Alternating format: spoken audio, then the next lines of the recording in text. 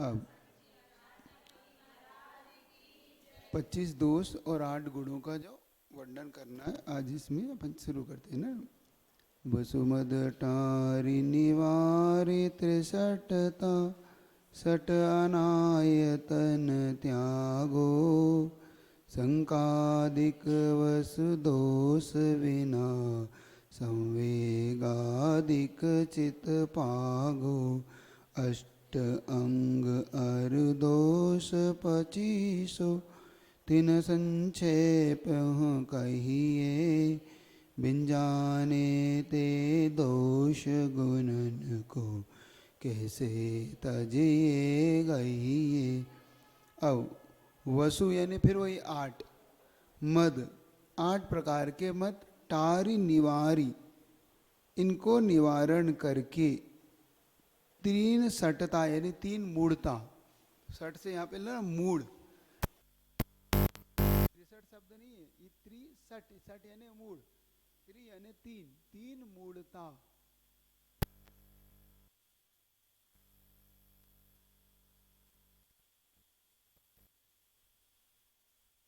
संकादिक वसु है ना 8, इस प्रकार से।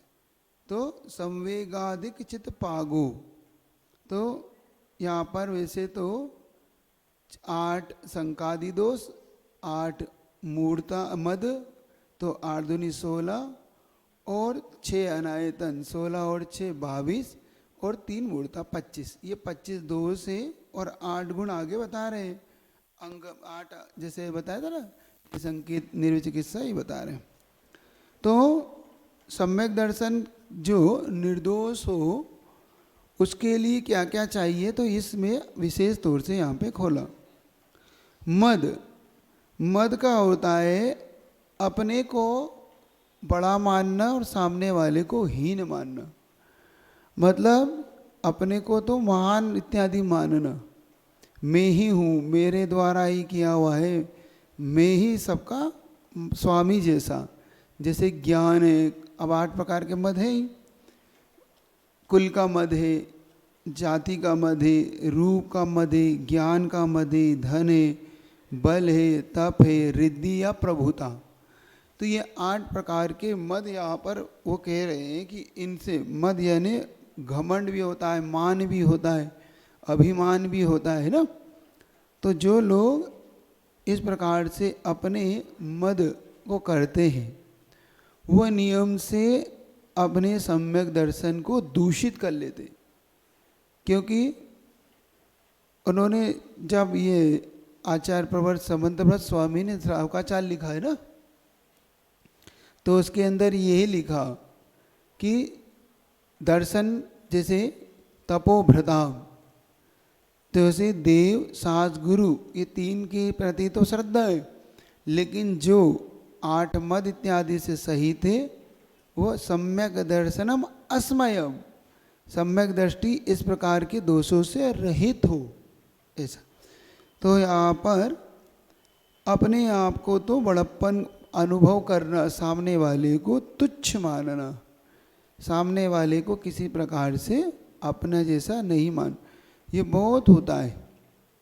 मान लो हमारे अंदर ज्ञान है तो अपन अपने ज्ञान को तो महान मान लेते, मैं ही विद्वान हूँ, मैं ही ज्ञानी हूँ, और सामने वाला अगर मान लो थोड़ा कमज़ोर है, कम याद होता है, देर से याद होता है, तो हम अपने आप को ही कि मेरे जैसा ज्ञानवान कौन है, तुम्हारा ज्ञान कहाँ लगता है मेरे के।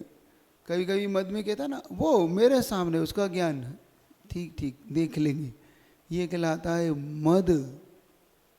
उसके तो मेरे जितने भी नंबर नहीं आते, ऐसा भी देखो कभी कभी होता है ना, बच्चों में आपस में परीक्षा होती है तो क्या मेरे जैसा क्या डिवीज़न लाएगा, मैं लाता हूँ डिवीज़न।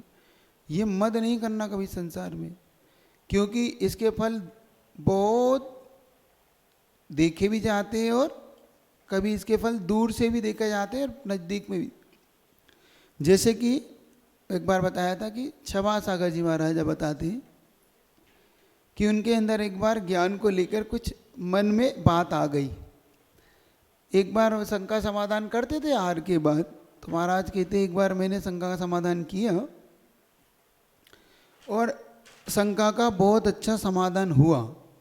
जब बहुत अच्छा समाधान हुआ तो मन में ये भाव आया कि देखो आज तो अपन ने कितना बढ़िया समाधान दिया। अंदर से थोड़ा सा मजा आने लगा कि हाँ देखो, और बताते अगली शंका उठाई और उलझ गई। जैसे जिस शंका का समाधान किया और अगली शंका में जैसे ये भाव आया मद वाला, और अगली शंका ही अब भूल गई कि इसका उत्तर क्या है। छोटी सी शंका भूल गई। तो खुद ने ही अपना संस्मरण सुना है कि मैंने उस दिन समझ में आया कि देखो मद कैसे अपने ज्ञान को ढक देता है ना, और अपने सम्यक दर्शन को दूषित बनाता है। सम्यक दृष्टि को इनसे बचना चाहिए। ऐसे ही रूप का मत, अपने जैसे रूपवान, अभी अपन ने बहुत घटनाएं सुनते ही रहते हैं, है ना। सनत कुमार जैसे ऐसे कामदेवों की इत्यादि की, जिन्होंने अपने रूप का मत किया और दर दर बाद में फिर इनके लिए भी अपने रूप के कारण धन का मत, ये तो बहुत देखा जाता है। थोड़ा सा भी अगर धन हो, पैसा हो, तो व्यक्ति सामने वाले को कुछ भी नहीं समझता। लेकिन प्रकृति जब उसको नीचे लाती है, प्रकृति एक ऐसी वस्तु है जो व्यक्ति को व्यवस्थित शिक्षा और अच्छा टीचर है एक। ऐसे नहीं तो उससे बहुत सारी शिक्षा दे देता है वो अपनी। तो धन, जिनका धन का मत हो जाता है तो उनको भी वो बता देती है कि ये दिन भी देखने पड़ जाते हैं, इसलिए मद मत करो कभी भी। ये सब चीज़ें जब प्राप्त हो, चाहे रूप हो, धन हो, जाति हो, कुल हो, बल हो, तो एक चीज़ इन सबको आपने खूब सुन रखा है, इसलिए इसकी ज़्यादा व्याख्या नहीं कर रहे, लेकिन इतना जरूर कहता हूँ, इनमें जब भी कुछ प्राप्त हो तो अपने आप को कैसे सुरक्षित रखना, कैसे बचा के रखना। तो एक ही तरीका है, हम अपने पूर्व को ना भूलें, अपना इतिहास ना भूलें, बस इतनी सी बात है। जब हम इतिहास भूल जाते हैं तो हमें अपने इतिहास की भूल का प्रायश्चित बाद में बड़े रूप में करना पड़ता है। हम अपने वो दिन भूल जाते हैं तो दिन पुनः देखना पड़ता है, तो बड़ा दुख होता है, प्रायश्चित होता है, मन तापमान होता है कि देखो हमने ऐसा किया था। एक बहुत अच्छी घटना आती है इसकी कि जिनको, इसे आपने सुना भी होगा कि एक रॉयल कंपनी हुई गाड़ी में, सुना आपने नाम? और वो रॉयल कंपनी अपनी गाड़ी की कीमत, बड़ी कीमती गाड़ी थी वो, बहुत करोड़पति लोग ही उसे खरीद पाते थे उस समय। आज से 50 साल पहले जब ये मुगलों के शासन या यूँ कहीं कि अंग्रेज़ों के शासन में विशेष तौर से नवाबों के शासन हुआ करते थे, तो इस गाड़ी को छोटा मोटा व्यक्ति नहीं खरीद सकता था। तो एक बार हैदराबाद के नवाब कहते हैं कि विदेश घूमने गए, तो उन्होंने रॉयल गाड़ी का शोरूम देखा, चलो देख के आते। अब नवाबों की जो ड्रेस होती है वो तो अलग प्रकार की होती है, अब विदेशों में वो ड्रेस पहनी नहीं जाती, तो उनको तो एकदम अजीब सा लगता है कि क्या है, कैसा बेरुपया सा, या उनके लिए तो ऐसे लगता है। तो वो जब उसके शोरूम में घुसे तो उनके साथ जो आदमी था, आइए आइए आइए आइए करता। अब जैसे उसने देखा, उसके मैनेजर वगैरह ने, कौन है, क्या है, क्या खरीदेगा, इसकी हालत देख के लग रहा, अब उसे क्या पता ये नवाब है, करोड़पति है। तो क्या, जाइए जाइए, आपके बस का नहीं है ये सब, ये बहुत महंगी गाड़ी है। जब नवाब ने ये सुन लिया तो उससे तो बहुत अखर गया। उसने कहा कितनी गाड़ी है शोरूम में? उस समय 8-10 गाड़ियाँ रखी थी, सब गाड़ी हमने खरीद ली, इसकी कीमत बता देना और पैसे पेमेंट कर देना इनका। उसे ज्ञात नहीं था कि ये इतना बड़ा आदमी। दे दी उसने, गाड़ी बेच दी। वो हैदराबाद लेके आए।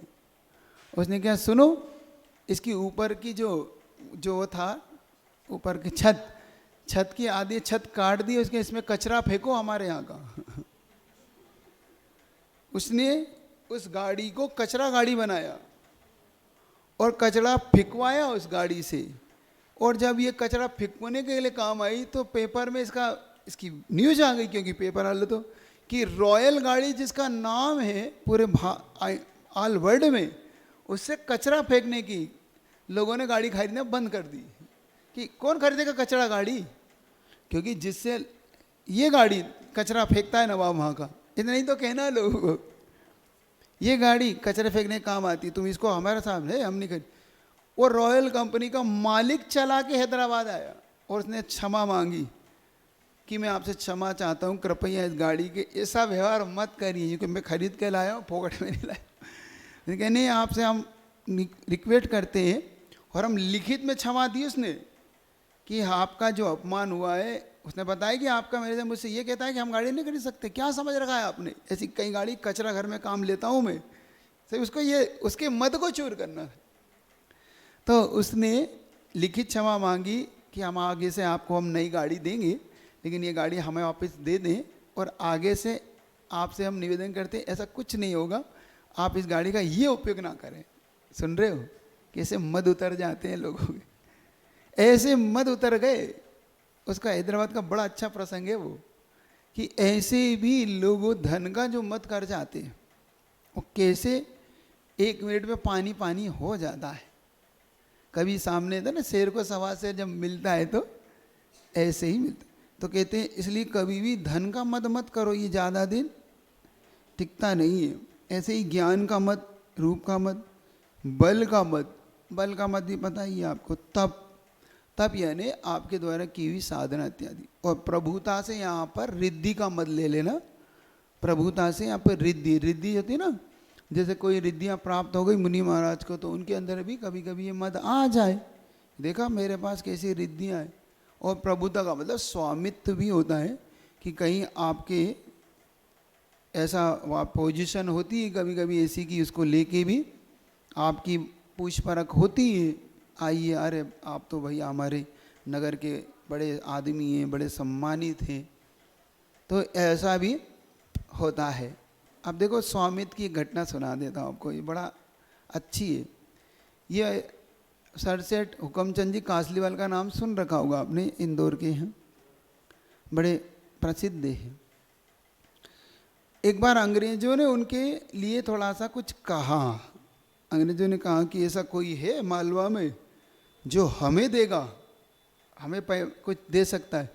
तो सेठ जी ने कहा कि हाँ मैं दे सकता हूँ, कितना चाहिए। उन्होंने कहा कितना दे सकते हो, तो कहता आप कितना ले सकते हो, ऐसा बोले वो सेठ जी बताते, आप कितना ले सकते हो, इतना है, हाँ आप इतना। तो उन्होंने कहा आप जितनी बैलगाड़ी, क्योंकि उस समय बैलगाड़ियों का प्रचलन था, जितनी लगा सको उतना मुझसे ले लो। तो उन्होंने कहा ठीक है, क्या लोगे, सिक्के पहले वो चलते थे चांदी की, है ना, मोहरे भी, और अकन्नी अठन्नी, 1 रुपया 2 रुपया ऐसे, है ना, हाँ कलदार बोलते थे उनको, चांदी का रूप। तो उन्होंने कहा भाई अब गिनती तो कैसे, गिनती तो नहीं होगी, तो उन्होंने छन्नी लगवाई, जैसे आप गेहूँ छानते ऐसे उन्होंने उन अलग अलग सिक्कों को, जैसे 1 रुपये का, 8 आने का, इनको सब छानने के छन्ने लगा दिए, और उनसे गाड़ियों को पैक कर दिया उनसे भर भर के, और सारी गाड़ियाँ उन्होंने अंग्रेज़ों के लिए कि ये आपके लिए हमने उधार दी, अब आप ले लो। अंग्रेज इतने प्रभावित हुए कि उनकी शान में बॉम्बे में उन्हें बुलाया, और उनकी शान में चांदी के उन्होंने थालियों और चांदी के वृक्ष पे सोने के फल लटका के उनका सम्मान किया। उनको ऐसी सरसेठ की उपाधि ऐसे नहीं मिली। तो उन्होंने इस बात को भी नागवारा समझा सेठ जी ने। देखो सेठ जी का, आप क्या अभी भी मुझे हल्का समझ रहे हो अभी आप। तो उन्होंने अंग्रेजों को निवेदन किया कि आप पधारिए हमारे वायसराय वगैरह को, कि आप पधारिए कभी इंदौर हमारे नगर। तो उन्होंने कहा हाँ हम आएंगे आप। तो वो पधारे, तो उन्होंने सोने की थालियों में सोने के वृक्षों पे हीरे के फल लगा के उनका भोजन कराए। तुम जैनियों को कमजोर ना मानना।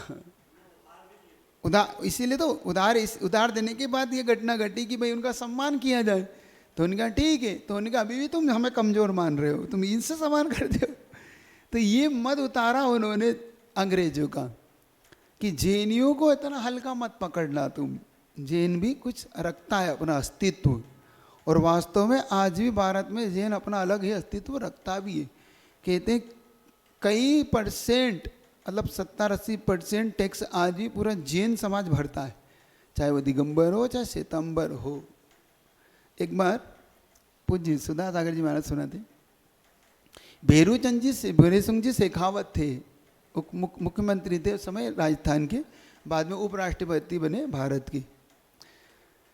तो वो बताते हैं कि जब वो नारेली में आए तो नारेली में ऐसी चर्चा चली, उस समय नारेली अपने उद्भव में थी, मतलब उस समय वो हो रहा थी। तो महाराज जी बताते कि उस समय भरी गर्मियों में ऐसे टेंट वगैरह लग के महाराज वहाँ बैठ के और उस नारेली के उद्धार के बारे में सोचते थे और उद्धार करवाते रहते थे बैठ के, ऐसी भरी गर्मी में। बताते आर करके ऊपर चले जाते और गर्मी में बैठे रहते थे। तो एक दिन भैरू सिंह जी कहा उनसे काफ़ी प्रभावित थे भुजवर, मतलब सुधा सागर जी से। तो दर्शन करने के लिए किसी ने कहा कि वहाँ पे तो चलो दर्शन करने आए। तो नारेली के लिए आए तो किसी ने कहा कि महाराज जी ये मुख्यमंत्री हैं, तो इनसे कहो कि ये कम से कम नारेली के लिए उद्धार के लिए सड़क तो बना दे कम से कम। और वो सड़क पूरी बनना थी और कम से कम 2-2.5-3 किलोमीटर की सड़क थी पूरे अंदर क्षेत्र की। तो भैरू सिंह से कहा, कहते हैं महाराज से, जब और किसी ने निवेदन किया कि महाराज इनसे ऐसा हो जाए, तो उन्होंने कहा कि महाराज आखिर हम मुझसे आप लोग कहते हो, लेकिन जैन समाज ने किया क्या है, दिया क्या है जैन समाज ने, आखिर सरकार को क्या दिया है जैन समाज ने जो जैन समाज हमसे मांगती है। महाराज से अब से नहीं हुआ महाराज को। महाराज ने कहा कि भैरू सिंह जी तुम अगर हिम्मत हो तो मेरे साथ रेलवे स्टेशन चलो, तुम्हें बताता हूँ जैन समाज ने क्या दिया। अरे रेलवे स्टेशन जाने की क्या ज़रूरत है, तो ठीक है यहीं से सुन लो और तुम चले जाना। रेलवे स्टेशन पे तुम देखना कि सबसे ज़्यादा कौन टिकट खरीदता है, बिना टिकट सफ़र कौन करता है और ज़्यादा टिकट लेके कौन सफ़र करता है। तुम्हें पता पड़ेगा कि जैन समाज सबसे ज़्यादा टिकट लेके सफ़र करता है। तुम्हें अगर देखना हो तो इनकम टैक्स का रिकॉर्ड देखना कि जैन समाज क्या देता है। तुम बात करते हो जैन समाज की, जैन समाज ने क्या क्या नहीं दे रखा है। तो उनको स्वीकार करना पड़ा कि हाँ महाराज अब मुझे लगता है कि आप ठीक कह रहे हैं। और उन्होंने देखना अब कैसे इसको वहाँ की सड़क को पास कराया। भैरू सिंह से कहते कि महाराज अब मैं जाके पास करूँगा। महाराज ने कहा नहीं, अब बात हुई है तो यहीं से पास होगी। जो कि ठीक है आप भी मूछ वाले तो मैं भी मूछ वाला। तो उन्होंने कहा कि क्यों कुछ है पेन कापी। तो वो कहता है जो पिए था, सर पेन तो नहीं है, ये पेपर है। एक पेपर जब न्यूज़पेपर आता ना, न्यूज़पेपर का वो जो ऊपर का हिस्सा जिस पे कोरा था उसने भैरू सिंह से कहते हैं वही फाड़ा और उस पर लिख के दिया कि नारेली की सड़क 1 महीने के अंदर बनना चाहिए। मैं भैरू सिंह से कहा मुख्यमंत्री ये लो, लिख के दिया मैंने, और 1 महीने के अंदर वो सड़क बन के तैयार हो गई नारेली की, महाराज के एक कहने से। तो लगता है कि जैन समाज का अस्तित्व भी अपना रहा है। हमें ये तो समझना ही होगा कि हम मद नहीं करते, लेकिन अगर मद सामने वाला करेगा तो फिर मद के जवाब तो देता है, फिर जैन समाज चुकता नहीं है ना। तो ये मद नहीं करना लेकिन कभी इन बातों का, लेकिन हाँ कोई आपको हल्का में ना ले। ये तो जैन समाज ने कभी हल्की बात करी नहीं किसी के सामने। तो इस प्रकार से तो प्रभुता का मद भी अगर अंग्रेजों का भी है तो भी उतर जाता है, मुख्यमंत्री का हो तो वो भी उतर जाते हैं। तो ऐसे, लेकिन अपने को मद। अब मूढ़ता, मूढ़ता का अर्थ होता है, ये काम आप बहुत सारे करते हैं, इसकी चर्चा पे लिखी थी फिर भी कर देता हूँ। मूढ़ता का अर्थ होता है मूर्खता, सीधा सीधा कह दूँ तो, जिसको कहते हैं गतानुगति का, पीछ लग्गूपना। किसी ने कुछ करा और हम उसकी देखा देखी करने लगे, बस ना उसको कुछ समझते हैं ना उसके प्रति कुछ अपना भाव रखते। मतलब सीधा सीधा ये है मूढ़ता का कि हमें धर्म मान के ऐसी खोटी क्रिया करना जो धर्म नहीं है। जैसे कुछ सैंपल उन्होंने दिए कि नदी में धर्म मान के नहाना, बालू के ढेर लगा लेना, है ना, पहाड़ से गिरना, अग्नि में जल जाना, ये लोक मूढ़ता, धर्म मान के करना। तो धर्म मान के इन चीज़ों को जो करता रहता है, और आप भी करते रहते हो। अब बताया था उस दिन, दुकान की पूजा करना, है ना, गले के लिए नमस्कार करना, अग्नि लाइट जला के नमस्कार करना, दुकान की परिक्रमा देना, वृक्ष की परिक्रमा देना, पहाड़ को नमस्कार करना, नदी की पूजा करना, सब धर्म मान के खोटी क्रियाएं करता रहता आदमी, कोई विवेक नहीं। और एक मूर्ता और बताई थी, मुर्दे के पैर पड़ना, मुर्दे की परिक्रमा लगाना, ये भी धर्म मान के करना भी मिथ्यात्व है, और ये अग्रहित मिथ्यात्व है। ये भी बता दिया था कि जीव शरीर को एक गिने सो, हाँ ये ध्यान रखना, ये एक गिन के क्यों करता रहता। आप ये तो सब बहाने हैं कि हम बहुमाने माने, जिंदे में तो करते नहीं, मरने पे पैर, इस प्रकार से नहीं करना इन चीज़ों को, कभी भी इनमें नहीं पड़ना। तो ये लोक मूढ़ता में आ जाती है, ये बहुत सारी क्रियाएं आपकी लोक मूढ़ता आना। चौराहों पे लोग आजकल ये करते हैं, नज़र उतार के रखते हैं ना आजकल, ये भी जैनी भी बहुत इस मूर्ता में फंसने लगे। दुकान की नज़र उतार के इस तरीके से करना, सब धर्म मान के जितनी भी क्रिया करना, जल चढ़ाने जाना, तेल चढ़ाने जाना, ये नींबू मिर्ची क्या मान के, धर्म मान के करते हो सो, हाँ अगर ये धर्म मान के कर रहे हो तो समझ लो कि ये मूर्ता है, नज़र ना लग जाए।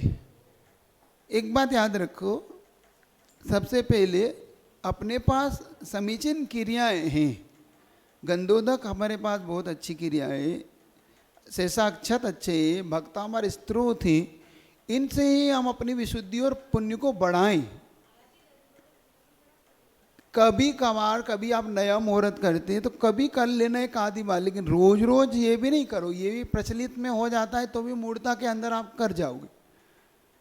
मूर्ता भी नहीं है लेकिन आप रोज रोज क्यों करना है? इसका उपयोग तो कब लगे जब आपको भय सताता हो तो कर लो, कम से कम समीचीन क्रिया तो करो, मिथ्या क्रिया तो मत करो, है ना। मिथ्या क्रिया में नहीं पड़ना, ये मिथ्या क्रियाएं ही लोक मूर्ता। भगवान की फोटो की देखो कभी पूजनी नहीं होती।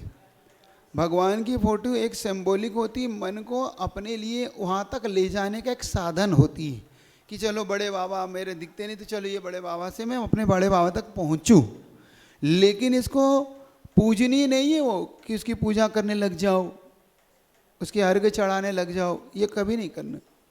वो एक सिंबॉलिक तौर पे हो सकती है कि चलो विद्यासागर जी महाराज को मैंने लगा रखा है, हमारे घर में फोटो है। पाँव नहीं पढ़ना, कभी नहीं पढ़ना, ये पाँव पढ़ना ये पढ़ना ये कोई धर्म नहीं है, सिंबॉलिक है। मैंने कहा ना एक सिंबॉलिक है कि भगवान महावीर गौतम स्वामी ये गए हैं, पूजा के सामने रख के पूजा अपन उनकी नहीं करते, वो सिंबॉलिक रूप से पूजा तो हम गौतम स्वामी की कर रहे हैं। हाँ परोक्ष में नमस्कार करना है, हाँ ये कि हाँ उनको देख के हाँ मैं अपने बड़े बाबा को याद करता हूँ, वो करना एक अलग बात है। आचार्य श्री को देख के वहाँ तक पहुँचिए जहाँ पे आचार्य श्री वास्तव में विराजमान है, वहाँ तक पहुँची कि हाँ देखो बीनावरम विराजमान है, कुंडलपुर विराजमान है, देखो ओहो यही आचार्य श्री।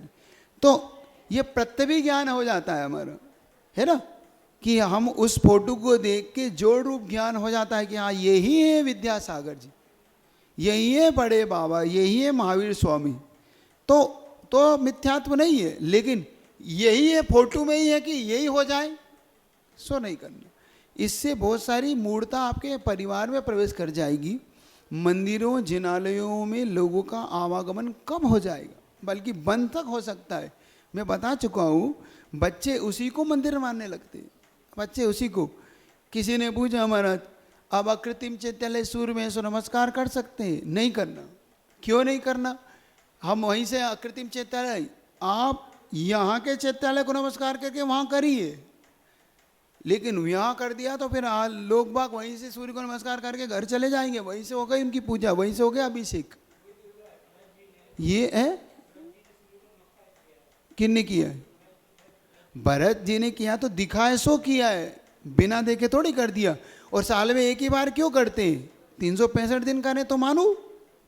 भरत जी साल में एक ही बार भरत चक्रवर्ती नमस्कार क्यों करते? 365 दिन क्यों नहीं करते? 64 दिन दिखता ही नहीं उन्हें, सिर्फ वही दिन होता, संक्रांति का दिन होता जब उन्हें दिखता है। सुन रहे कि नहीं? हाँ, तो ये पहले समझ लो, भरत जी को लोग अपना आइडियल बना तो लेते हैं, लेकिन ये जानते ही नहीं है कि भरत जी ने किया तो दिखा है, सो किया है। तुम्हें दिख रहा है क्या? फिर नहीं, देखा देखी करे जो घटे काया बड़े रोग। समझ ले ना, क्या? देखा देखी करे जो घटे काया बड़े रोग। जो लोग देखा देखी कर लेते हैं ना, योग मतलब साधनाएं, उनकी तो काया तो सूख जाती है और रोग आने लगते हैं। इसलिए देखा देखी कुछ मत करो, अपने समझ के करो। एक कहावत चलती है, घोड़ों को देख के गधे ने नाल ठुकाई। घोड़े ने नाल ठुकाई तो गधे का मेरा बुरा हाल हो जाएगा। है माइक से पूछू, माइक से तो तब मैं बताता चलूंगा आपको थोड़ा, है ना, थोड़ा भी आप ये से आज मोड़ता है अपनी, फिर दूर कर लो। अभी दूर नहीं हुई है, कुछ मोड़ता है। ये छोटे बच्चों को यहाँ काजल लगा देते माथे में, वो धर्म लगा के नहीं की जाती, वो बच्चे की सुंदरता के लिए और नज़र बचाने के लिए लगाते हैं। क्योंकि कोई भी वस्तु जब सुंदर होगी तो उस पर जब डॉट लग जाता है तो डॉट पे फिर आदमी की निगाह डॉट पे चली जाती है, वो सुंदरता पे नहीं जाती। कहते हैं ना, पूरी चादर सफ़ेद हो और एक धब्बा तो लोगों की नज़र कहाँ जाती है? चादर पे नहीं जाती। तो वो एक अलग ही प्रक्रिया है, उस प्रक्रिया का मना नहीं करता मैं, क्योंकि अपने यहाँ भगवान को भी टीका लगा देते हैं अपन। जब भगवान की मूर्ति आती है तो भी भगवान के लिए भी अपन काला धागा पहना देते हैं, नहीं पहनाते? दीक्षार्थियों को पहना देती कि भाई किसी की नज़र ना लगे। तो ये एक अलग ही सिस्टम है, लेकिन धर्म, इसमें धर्म मान के फिर भी नहीं करना इसको करना एक तंत्र क्रिया है। ये पहले भी कहा था, ये तंत्र क्रिया है, एक सिर्फ एक सामान्य क्रिया, बच्चों को एक विल पावर को बढ़ाने के लिए, आपके अंदर के भय को निकालने वाली क्रिया है। इसे हम धर्म ना माने, इससे धर्म का कोई लेन देन नहीं है। बार बार मैं कहता हूँ, हम उलझ ना जाए धर्म मान के, इसको ये याद रखो, है ना। तो ये अब फिर आती है देव मूर्ता। देव मूर्ता पत्थर इत्यादि को पोत के उनको भगवान मानना, वृक्ष को भगवान, नदी को भगवान, पर्वत को भगवान मान के पूजना, ये देव मूर्ता है। देव यानी यहाँ पर अरहंत देव है। अब अरिहंत देव का स्वरूप आपको पता है, वो तो नहीं मानते और उल्टी सीधी चीज़ों को पूजने लग जाते हैं। आप करते पितृ पूजा करते हैं। अब देखो, पितृ आपका आता है ना, श्राद्ध, ये श्राद्ध करना क्या है? एक वैष्णव भाई से मैंने पूछा, ये तुम्हारे यहाँ श्राद्ध आ रहा है, ये क्या करते हो? तो उन्होंने कहा, हम पंडितों को भोजन कराते और एक वस्त्र दान करते। हमने, ये क्यों करते हो? तो कहने लगा, वो हमारे पूर्वजों को भोजन जाएगा, पंडित को खिलाने से पूर्वज को कैसे चला जाएगा?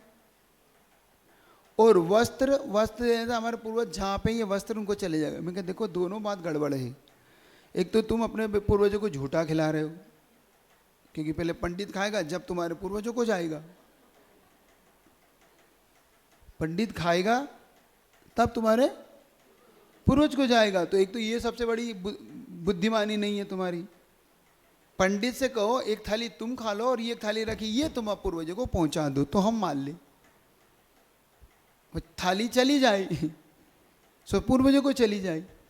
और वस्त्र भी तुम पंडितों को पहनाते हो, वो भी उतरे वस्त्र पहनाते हो, क्योंकि वो पंडित खुद पहनेगा, फिर तुम्हारे उसको जाएंगे पूर्वजों को। ये मूर्ताएं, ध्यान रखो, ये सब कुछ नहीं है, सब जेब भरने की दुकानें हो चुकी है, सब कुछ नहीं है, सब व्यर्थ की चीजें करके व्यर्थ काम करना इनको। कौवे को भोजन कराने से पूर्वज को भोजन कैसे चले जाएगा, ये बताओ तो। ये सब क्या है, क्या मूर्ता है? आपके यहाँ भी निकालते थालियाँ कौवे के लिए? नहीं निकालते? हाँ हाँ है, कहाँ? वहाँ शमशान में ले जाते क्या? फिर कहाँ क्या करते उस थाली का?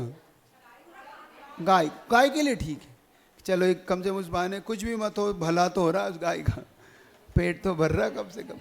लेकिन धर्म मान के वो भी नहीं, धर्म मान के नहीं, क्योंकि हमारे यहाँ पर एक तिर्यंचु के लिए भी एक अलग से दान कोष निकालने का आता है।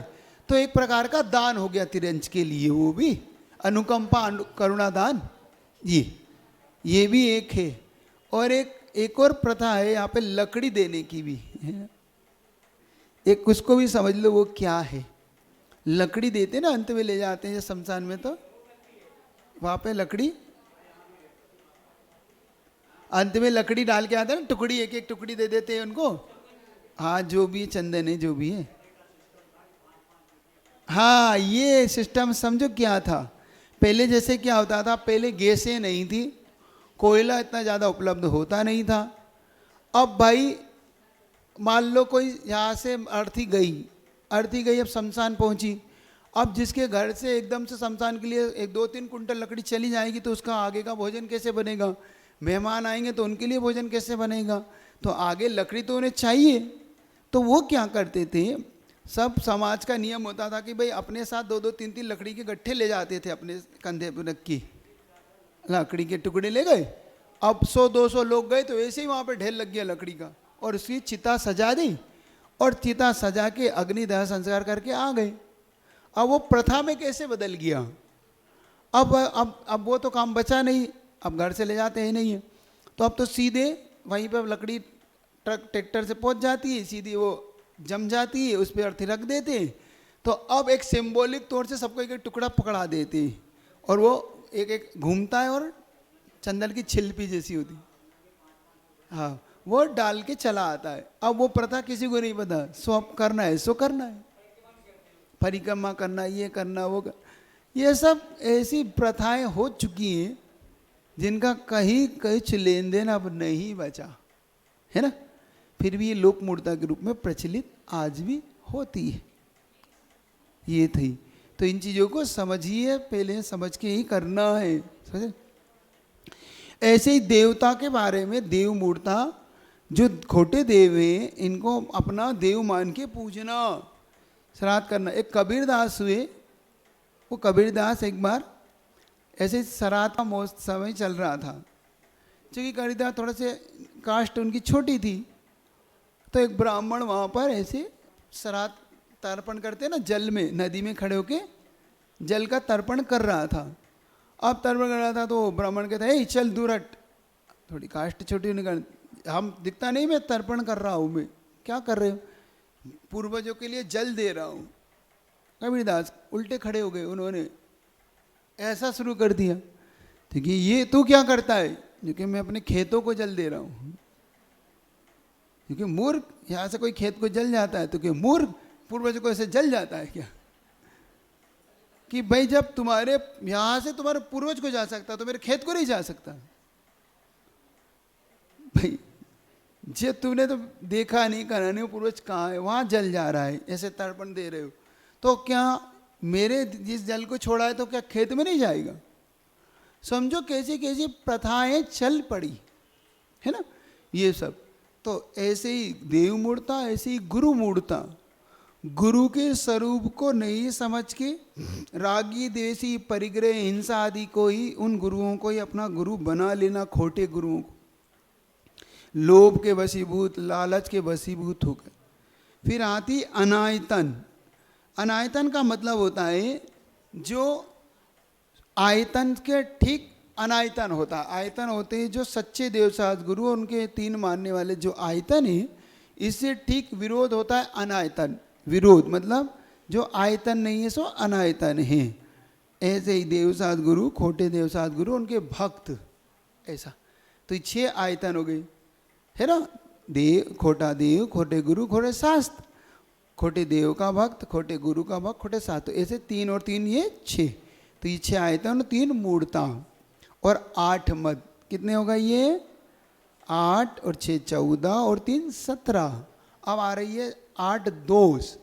संकित है, शंका करना है ना, आकांक्षा करना, विचिकित्सा मतलब ग्लानि करना, और उपगोहन की जगह अनुपगोहन मतलब उघाड़ना, दोषों को बताना, स्थितिकरण का अस्थितिकरण करना मतलब उनके स्थितिकरण तो नहीं की और उन स्थिति डिग्रियाँ तो और कह दिया, हाँ बहुत अच्छा रहा है ना। अप्रभाव न करना, वात्सल्य नहीं रखना, ये 8 इसके विरोध तत्व। ये टोटल 25 दोष सम्यक दर्शन में लगते हैं। अगर यही दोष बहुत ज़्यादा मात्रा में हो जाए तो सम्यक दर्शन नष्ट भी हो जाता है। इसमें से यदा कदा एकाध दोष हो जाना अलग बात है, कभी कभार, ये याद रखना, कभी कभार हो जाता है किसी कारण के वशीभूत होके, तो सम्यक दर्शन नष्ट नहीं होता, सम्यक दर्शन में मल उत्पन्न हो जाता है, दोष उत्पन्न होता है। लेकिन अगर यही दोष आपका निरंतर चलता रहा तो ये मान के चलना कि नियम से सम्यक दर्शन चला जाएगा, है ना। एक अतिचार होता है, एक अनाचार होता है। तो अतिचार का मतलब होता है कि कवा यद्य कदा कोई दोष उत्पन्न होना और वही आदत में ढल जाना, वो अनाचार में चला जाता है। ये अब ये सब दोष अपने लिए कहीं ना कहीं हमारे लिए सम्यक दर्शन को दूषित करने वाले हैं। तो इन दोषों से बचिए, इन दोषों को दूर रखिए। और ठीक जो दोष है इनसे ठीक 8 गुण, 2 गुण हैं, निर्विचिकित्सा, निकांसित, है ना, निसंकित, उपगोहन, अमूढ़ दृष्टि, वात्सल्य, प्रभावना, स्थितिकरण, ये सब 8 गुण जो कल इसकी चर्चा अपन ने कर ली। अब सम्यक दर्शन के उन्हीं 8 गुणों को, अंगों को बताते हैं। अंग जैसे अपने 8 अंग होते हैं अपने शरीर में, ऐसे सम्यक दर्शन के भी 8 अंग होते हैं।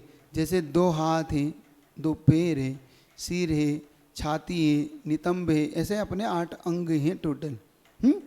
अब जिन वच में शंका नाधार व्रस भव सुख वांछा भाने मुनितन मलिन न देख घिनावे तत्व को तत्व पिछाने निज गुण अरु पर अवगुण ढाके व निज धर्म बढ़ावे कामादिक कर व्रस्ते चिगते निज पर को सुदृढ़ावे धर्मी सो गो बच्छ प्रीति सम कर निज धर्म दीपावे इन गुण ते विपरीत दोष वसु तिनको सतत खिप। अब देखो, निसंकित, जिन वच में शंका न आधार, जिनेन भगवान के वचनों में कभी भी शंका मत करिए। कल बता दिया था क्योंकि जिनेन भगवान अन्यथा नहीं बोलते, ऐसे ही गुरु के वचनों में, ऐसे ही शास्त्रों में भी शंका मत करिए। ये शंका ही अपने लिए आगे जाके दोष उत्पन्न कर देती है और शंका आने पर धीरे धीरे हमारे सम्यक दर्शन नष्ट हो सकते हैं। हम शंकालु हो गए, क्या मालूम महाराज के तो रहे, पता नहीं अब ये सच है कि गलत है, पूर्व भाव होते कि नहीं होते अब पता नहीं, अब लेकिन अब पता नहीं महाराज कह रहे हैं सो पता नहीं, अब अपने तो जमती नहीं बात, ये कहाँ हो सकते, ये कैसे हो सकते, आ गई ना शंका। तो जिनेन्द्र भगवान में शंका उत्पन्न मत करिए, कुछ भी हो जाए। ऐसे ही व्रस भव सुख वांछा पाने, और व्रस यानी होता है धर्म, धर्म से आगामी भवों में सुख की इच्छा करना। देखो वैसे ही धर्म का फल आगामी सुख चाहे अनंत सुख है, तो ये छोटे मोटे सुख तो मिलना ही है, लेकिन इससे विशेष तौर से कुछ मांग लेना, मतलब स्वर्ण को देके और लोहा खरीदने जैसा ही है। आप कभी भी उठाइएगा, जब जब जिन्होंने बड़े बड़े कार्य करके धर्मों से कुछ चाहा, उन्होंने क्या कि रत्न बेचकर राख भस्म को चाहा। उन्होंने उदाहरण बहुत अच्छा दिया, जैसे आपको बर्तन मांजना हो, राख नहीं मिल रही, सो आपने जो रत्न थे उनको जला के भस्म बना ली और अब के इससे बर्तन मांजो। ठीक है, ये कार्य जल्दी बताओ, वह अच्छा कार्य है, अच्छा माना जाता है। यही चंदन की लकड़ी जला के और उससे मांज लो, क्योंकि है तो ही नहीं कुछ, ध्यान रखो। इसी प्रकार से जैसे रत्न को, जैसे चंदन को जला के जो लोग भस्म बना के बर्तन मांजते हैं, वैसे ही धर्म से करके जो सांसारिक सुख की वांछा करते हैं, वो नियम से चंदन जला के भस्म बनाना चाहते हैं, है ना, ध्यान रखना। तो कभी भी ऐसा मत करना। मुनि तन मल देख ना घिनावे। अब जो मुनियों महाराज के शरीर इत्यादि को देख के अंदर से कभी भी घिन नहीं करना। घिन मतलब अंदर से ग्लानि, ग्लानि कभी नहीं करना। ये इसका बहुत बार उदाहरण आपको दिए। जो लोग ऐसी ग्लानि इत्यादि कर जाते हैं साधु को देखकर, और अपन इससे इसका ठीक विपरीत अपन जानते हैं। पूज्यवर आचार्य श्री महाराज के द्वारा कितनी ग्लानि को जीत लिया जाता है। कभी देखना उनको, कभी भी मुनि तन तो छोड़ दो, कभी सामान्य से भी निकलते ना बिहार में, तो कभी उनको आप मरे हुए पशु इत्यादि देख के उनकी नाक पे इतना सा भी सल नहीं देखोगे, देखना। और अपने को तो मुँह बल्लिया, अरे भाई ये बदबू आ रही, ये आ रही, ये गंध आ रही। देखो उनको कभी भी उनके चेहरे पे आप थूकते हुए नहीं पाओगे उनको। हम तो थूक देंगे, गिलानी आएगी, नाक पकड़ लेंगे, हम उल्टी होने। उनको कभी भी ऐसे, तो ऐसे कभी भी जिनके गिलानी नहीं आती, ये विचार बनाना। तो तन, अब मुनि के फिर तन को देख के तो वैसे ही गिलानी नहीं होना चाहिए। तत्व कुतत्व पिछाने, अब अमूढ़ दृष्टि। पहला हो गया निसंकित निवांचित, फिर हो गया निर्विचिकित्सा अमूढ़ दृष्टि। मतलब तत्व को तत्व की पहचान करो, पीछे पीछे मत चलो। हाँ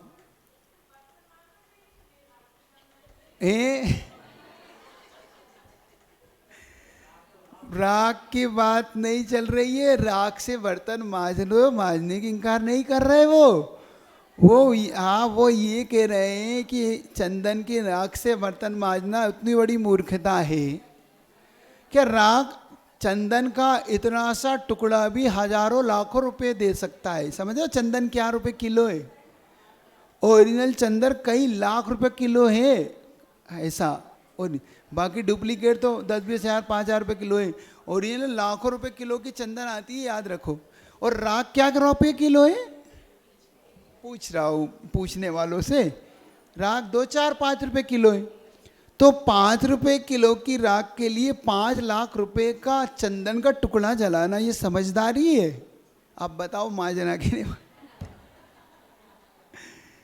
ये पूछ रहा हूँ। ये मनुष्य तन अपने लिए चंदन के वृक्ष जैसा है। प्रभु से अपन जो धर्म कर रहे हैं, हम उस धर्म से क्या नहीं पा सकते, मोक्ष पा सकते। तो उससे मोक्ष ना पाके जो संसारी वस्तु मांग रहे हैं, जो हमारे पास कितनी समय टिकना है। क्योंकि एक न एक दिन पुण्य जैसे क्षीण होता है, सारी वस्तुएं हाथ से अपने आप चली जाती है। अपने आप देख लिया, कई बार आपको इसके कई उदाहरण में दे भी चुका हूँ। शास्त्र के आगम प्रमाण दे चुका हूँ, लोक व्यवहार के प्रमाण दे चुका हूँ कि देखो इससे जब जब मांगा लोगों ने, तब तब वो मिल तो गया। मिलने की बात नहीं, क्योंकि धर्म का तो फल ही है। लेकिन आखिर मांग के उनके पास रहा कितने समय, ये देखो आप। और बाद में उन्हें उसी के फलस्वरूप नरकों में आज दुख भोग रहा है।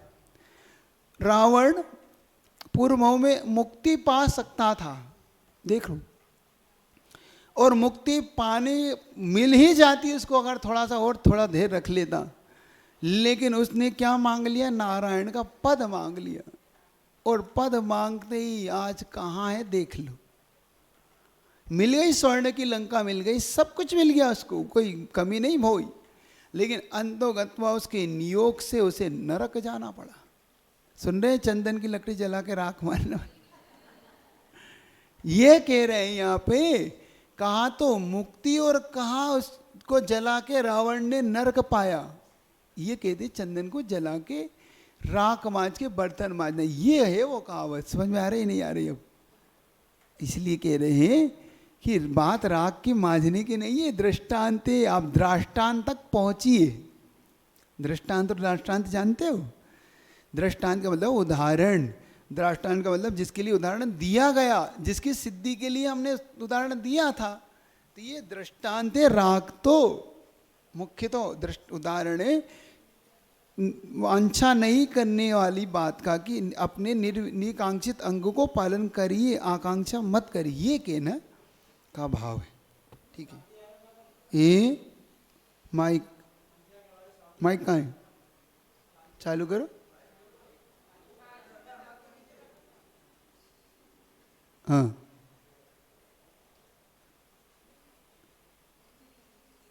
तू ही चालू करके दे दिया कर भैया, इतनी देर में कोई परेशान हो रहा है।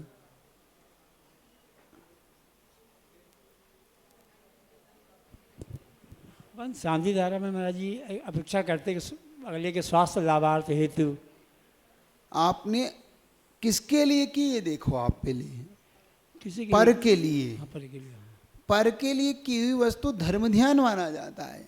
एक गुरुजी का उदाहरण मैंने दिया था, रोने की आदत आपकी पड़ी हुई है, हमेशा ही रोते रहते हो। सो गुरुजी ने कहा रोना अपने लिए रोना सो आर्त ध्यान है। अब तुम्हारा रोना तो छूटना है नहीं, तो गुरुजी ने कहा रो, मैं मना नहीं करता, लेकिन अब दूसरे के लिए रो, वो धर्म ध्यान है। अपने लिए रोना आर्त ध्यान और दूसरे के लिए धोना अपाय विचय नाम का धर्म ध्यान है। ये तो पर के लिए मांगो, क्या चिंता है। और पर के लिए मांगना अपने आप ही अपने लिए मांगने सी बात है, वो चिंता मत करो, क्योंकि जब दूसरे के लिए मांगता है तो अपने आप भला अपना हो जाता है। याद रखो, पहले कभी पंगत में खाना खाया हो तो याद करो, खाया कभी खाना पंगत में? समझदार होते थे तो वो क्या करते थे, अब खुद के लिए नहीं मांगना क्योंकि बेइज्जती है। तो क्यों समझ में नहीं आता, यहाँ कुछ नहीं, देखो पंगत में कुछ नहीं है, यहाँ पे क्या है, लाओ यहाँ रखो, और वो रखेगा सो अरे आपकी थाली में भी कुछ नहीं, आप भी लीजिए, तो चाहे तो यही रहा था वो, है ना। सो आप अपने लिए करिए, सो पड़ोसी के लिए करिए, सो अपने आप ठीक होता है, आपका फायदा तो होगा। जैसे आप लोग वही आवृत्ति करते हो तो घी हाथ में लेते हो, वो सामने वाला लगवाए ना लगवाए, आपके हाथ में तो बस आप दूसरे का भला करते जाओ, अपना भला सीधा सीधा, यही धर्म ध्यान भी हो गया और अपना काम भी हो गया। लेकिन हिम्मत नहीं होती अपनी, हमें अपनी पड़ी हुई है ना, सो अपनी पड़ी है, सो हम फिर दूसरे के लिए आप नहीं मांग पाते।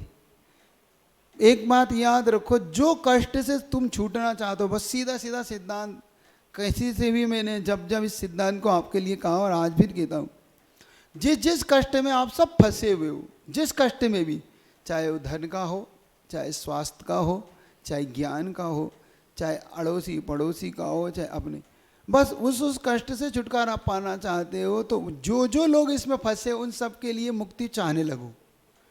मान लो कोई गरीब है, बस उसके लिए है भगवान, ये इसके लिए धन भैया मिल जाए, कोई बात नहीं, मुझे जो है सो है, मेरे पास है, लेकिन इसका दूर हो जाए।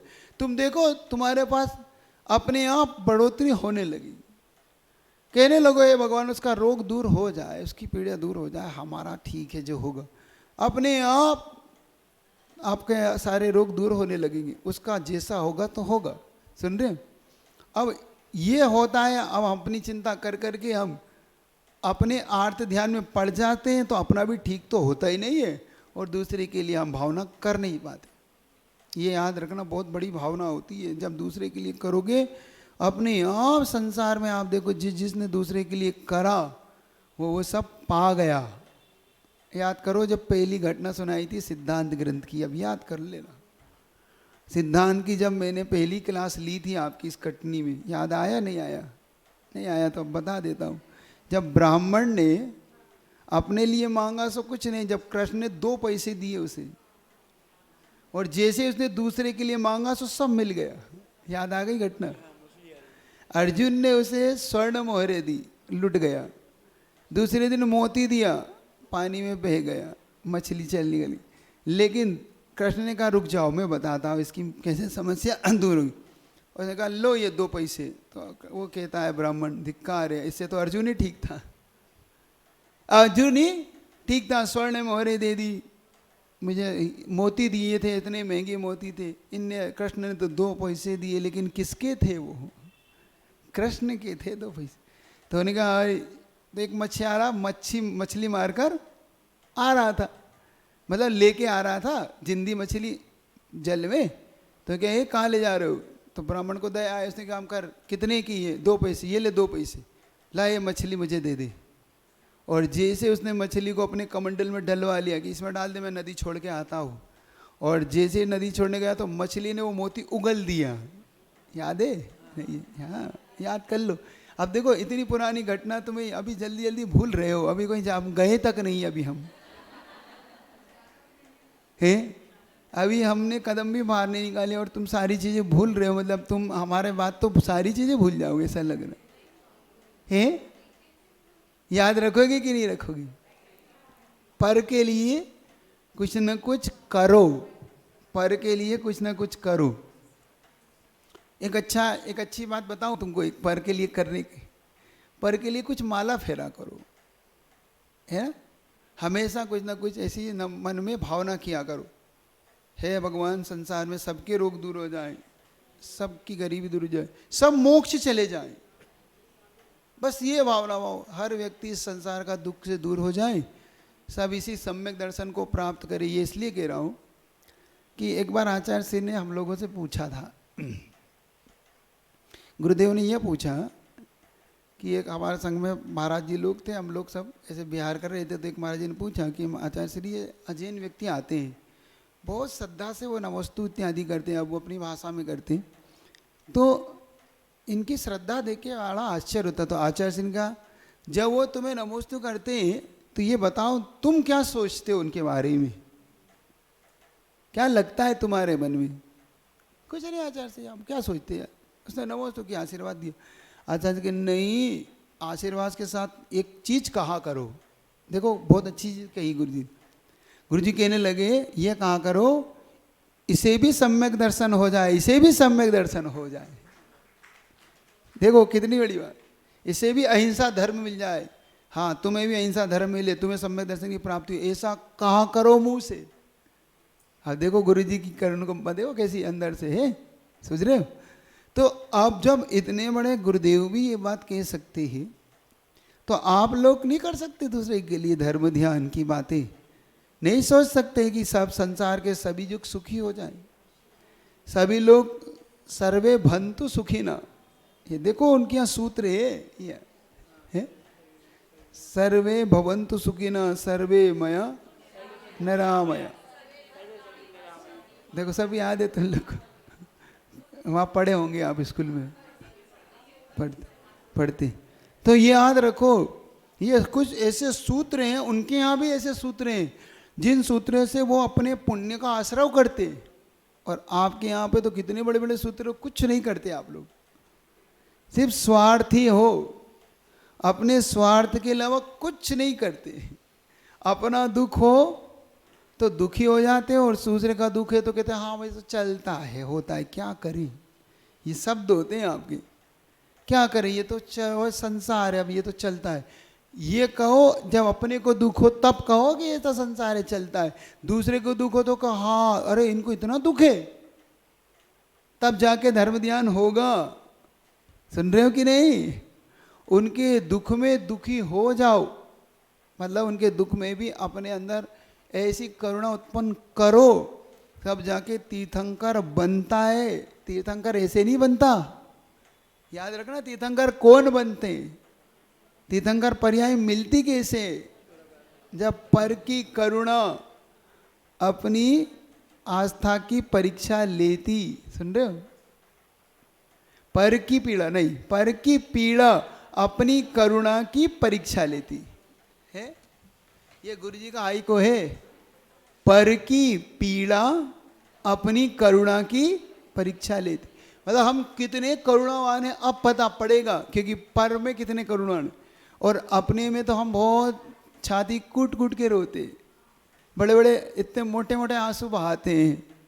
हमारा साथी होता है, हमारे लिए होता है, हम पे ही आपत्ति आती है, हमें ही ऐसा क्यों होता है। अब कहो उन्हें ही ऐसा क्यों होता है, उन पे ही आपत्ति क्यों आ रखी है, उनके ही ऐसे भगवान उनके दुख कब दूर हो जाए। तब समझ लेना कि अब पीड़ा अंदर से कुछ दया करुणा प्राप्त हो रहा है, अब अंदर की करुणा अपनी जग रही है। कर पाओगे कि नहीं कर पाओगे? कर पाओगे? जाप कैसे दें महाराज जी? हैं? कैसी जाप दें? जाप या तो आजकल वो आती है घड़ियां, वो अपनी उंगली में बांध लो, सबसे अच्छा सिस्टम लगता है? क्या सोचें? पंच परमेष्टि की दो, ओम अरमस्यावसा की दो, नमोकार मंत्र की दो, अरहंत सिद्ध की दो, ओम की दे लो, कि हे भगवान ओम अरम नमः, ओम अरम नमः, और कम से कम उनके दुख दूर हो। सुन रहे हो? ऊपर से एक फोल्डर उठा के लाओ, फोल्डर रखे ना ऊपर, तुमसे कह रहा हूँ लाला, तुम जाओ ऊपर, जो अपने वो है ना प्रार्थना के फोल्डर, आज इसकी एक प्रार्थना करते, बहुत अच्छी एक प्रार्थना बनाई है महाराज ने, वो ऊपर रखे। मैं जहाँ पे बैठता हूँ ना, हॉल में बैठता हूँ, वहाँ पे रखे होंगे बहुत सारे फोल्डर। हाँ ये वाले इस तरीके के, लेकिन ये कटनी वाले हैं कि छिपी टोला वाले? कटनी वाले लाओ, कटनी वाले में छपवाए। हाँ नहीं, वो कटनी में जो वाला है इस बार अभी नए, उसको तब आपको पता पड़ेगा कैसे करना। तो एक घड़ी आती है आजकल, घड़ी आती है, घड़ी देखिए वो है आप लोग के पास? है तो अपनी उंगली में बांध लो। देखो बहुत अच्छा तरीका बता रहा हूँ। हाँ, और 24 घंटे में चलते फिरते उठते बैठते जब समय मिल जाए बस नमो ओरियंताणम सिद्धाणम आयरणम और दबा दिया एक, अपने को वो जाप के अंदर है। हाँ ये है। हाँ हाँ ठीक, देखो एक हमें दे दो, बाकी सबको बांट दो, वो अपना जाप प्रार्थना कर लेते हैं वो कटी। तो वो जब करोगे तो करोगे, वो मैं मंगवा देता हूँ, वो जाप आपके लिए दिलवा देता हूँ, आप करोगे, लेकिन उंगली में बांध के करना, ऐसा नहीं घर आकर रख लो, उठते बैठते करना। चलिए 12 नंबर पृष्ठ पे वही कर लेते हैं प्रार्थना। 12 नंबर पृष्ठ पे मिल गई ओम अरम, मिल गई? चलिए आराम से कर लो।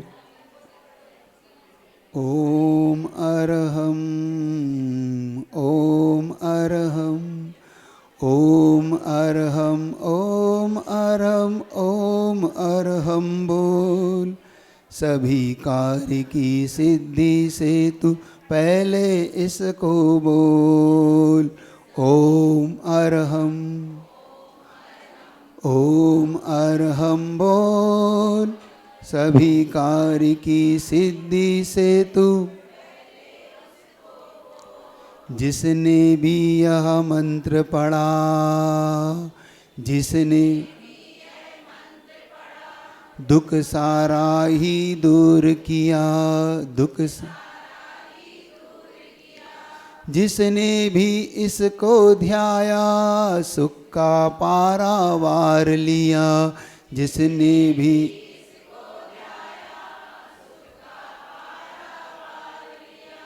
उसकी महिमा उसकी शक्ति नहीं सका कोई तोल,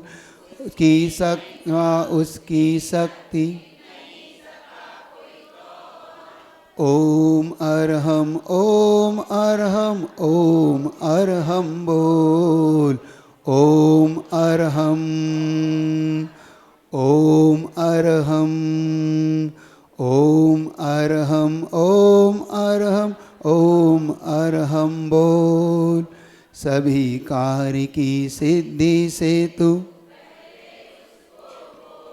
भोजन से पहले तू ध्याले, भोजन से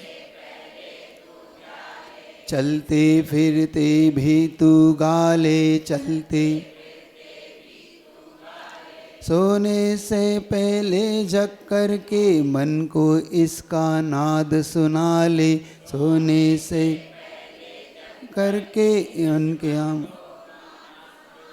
सिद्ध शुद्ध अविरुद्ध मंत्र से तू अपना मुख खोल, सिद्ध शुद्ध अविरुद्ध मंत्र से।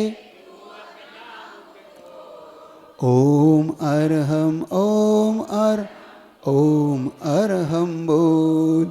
ओम अरहम, ओम अरहम, अरहम ओम बोल। सभी साध की सिद्धि से दुराचरण को दूर भगाए, दुराचरण सोता तेरा भाग्य जगाए, सोता ध्यान साधना इसकी करके मानव अपना भाग्य बनाए।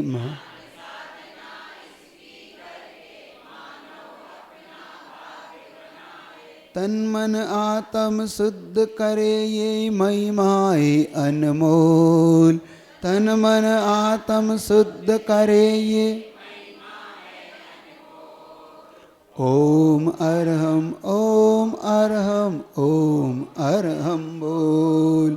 ओम अरहम ओम अरहम ओम अरहम ओम ओम अरहम बोल। सभी कार्य की सिद्धि से पहले इसको बोल। ओम अरहम ओम अरहम। अब ले ही लो, अब तुमने ले ही ली जिनवाणी के ज्ञान से।